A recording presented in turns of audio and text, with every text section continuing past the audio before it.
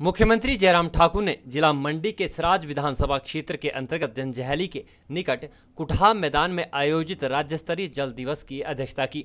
उन्होंने प्रदेश के पूर्ण राज्यत्व के स्वर्ण जयंती वर्ष के अवसर पर राज्य के सभी जल शक्ति उपमंडलों में वर्षा जल संग्रहण और जल संरक्षण के लिए कम से कम एक जल संरक्षण ढांचे के निर्माण की घोषणा की।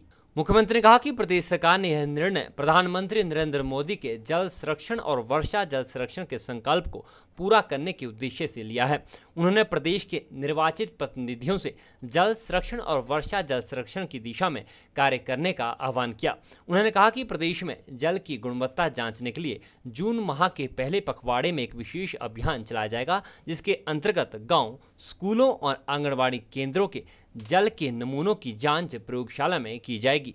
मुख्यमंत्री ने कहा कि गांधी जयंती के अवसर पर 2 अक्टूबर से 31 अक्टूबर तक सभी जल स्रोतों की सफाई के लिए अभियान चलाया जाएगा, जिसका उद्देश्य जल गुणवत्ता और जल संरक्षण को एक जन अभियान बनाना है। उन्होंने कहा कि जल शक्ति विभाग द्वारा गत 25 जनवरी 2021 से जल गुणवत्ता और संरक्षण के लिए विभिन्न कार्यक्रम आयोजित किए जा रहे हैं, जो 24 जनवरी 2022 तक जारी रहेंगे।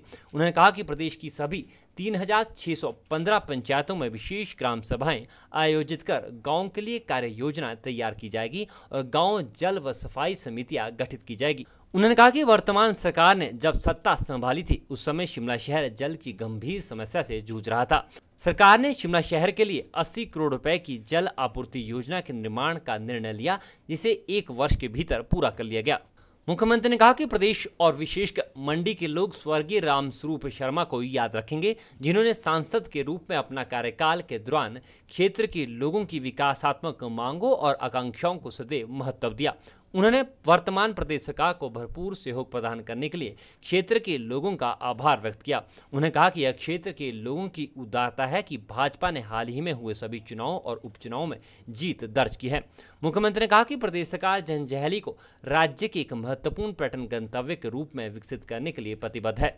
मुख्यमंत्री ने इस दौरान राज्य जल शक्ति विभाग के HP water bills mobile app का भी शुभारंभ किया, जिसके माध्यम से लोग अपने फोन से पानी के बिलों का भुगतान कर सकेंगे। यह ऐप राज्य NIC द्वारा विकसित की गई है और उपभोक्ताओं को डेबिट कार्ड, क्रेडिट कार्ड और UPI के माध्यम से बिल का भुगतान करने में सहायक सिद्ध होगी।